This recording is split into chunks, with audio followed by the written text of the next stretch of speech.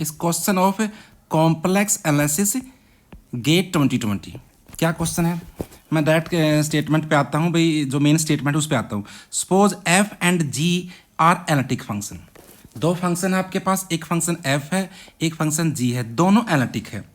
और एफ का डोमेन अपना जी है और जी का जो डोमेन है वो क्या है, एच है। Where G and H are as define above, हमको देख लेंगे।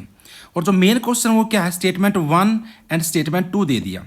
स्टेटमेंट 1 क्या कहता है कि function F integral is path independent in G, okay. And statement 2 is integral of G is path independent in H, ठीक है। Then both statement are true, first is true but second is false, first is false but second is true, both are false. तो आपका जो main question है वो क्या है, related to path independent. बस आपको पाथ इंडिपेंडेंट से रिलेटेड रिजल्ट पता होना चाहिए। और वो मेन रिजल्ट अपना क्या है, वो ये रिजल्ट है भाई कि अगर आपके पास एनालिटिक फंक्शन है in a simply connected domain, then F is path independent. Function अपना एनालिटिक होना चाहिए, डोमेन कैसा होना चाहिए, simply connected domain, then integral will be path independent because fundamental theorem of calculus will work and integral will be path independent, okay.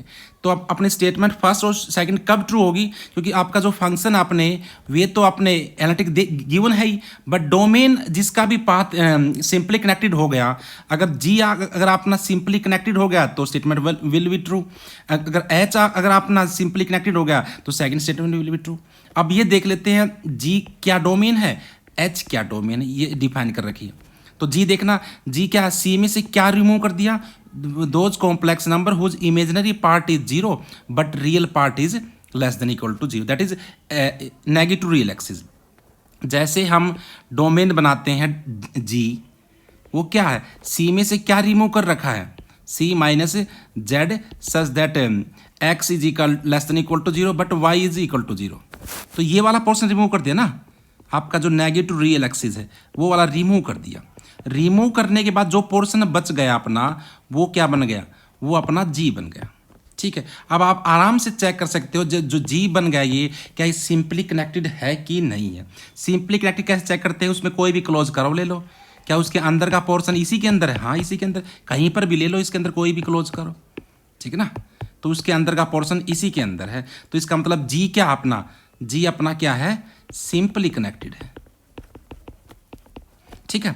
और जो simply connected है तो क्या हो जाएगा, एनालिटिक फंक्शन है ही अपना, तो पाथ इंडिपेंडेंट हो जाएगा। So statement first is true, okay. Now come to statement second, उसमें एच के बारे में कहना। एच देखना, सी में से क्या रिमूव कर दिया, those complex number whose real part is integer but less than equal to zero, non positive integer and imaginary part is zero. Now come to H region. H region को देखते हैं क्या भाई अपना, ठीक है। सी में से क्या रिमूव कर दिया, अपना Z such that real part X belongs to integer and X is less than equal to zero, Y is equal to zero, ठीक है। तो कुल मिला के क्या कर दिया, जो imaginary x negative real axis से इंटीजर वाले पोर्शन हटा दिए, ये पॉइंट हटा दिया, ये पॉइंट रिमूव कर दिया, दिस पॉइंट, ये पॉइंट रिमूव कर दिया।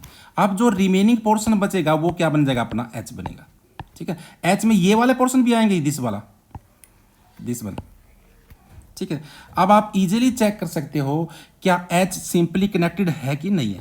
देखना, जैसे कि ये माइनस आइटा वाइटा कुछ बारे में कह रखा है उसने, तो जैसे मैं ये इस टाइप का क्लोज करा लूँगा, ठीक है ना, इस टाइप का, क्या उसके अंदर का पोर्शन भी इसके अंदर नहीं है, उसके अंदर तो जीरो भी आ गया, माइनस वन भी आ गया, वो तो इसके अंदर नहीं है। So clearly H is not simply connected, simply connected. So जो फंक्शन आपका जो एच पे डिफाइन होगा, भले ही वो एनालिटिक हो, लेकिन ये सिंपली कनेक्टेड नहीं है तो पाथ इंडिपेंडेंट नहीं होगा। कोई जरूरी नहीं, हो भी सकता है लेकिन इन जनरल कोई ट्रू नहीं है। So statement second is false. तो स्टेटमेंट फर्स्ट ट्रू हो जाएगी, सेकंड अपनी फॉल्स हो जाएगी। Now come to option. First is true but second is false, option B is correct one. इसी में क्या रखा ना, first is true but second is false, okay. Thank you.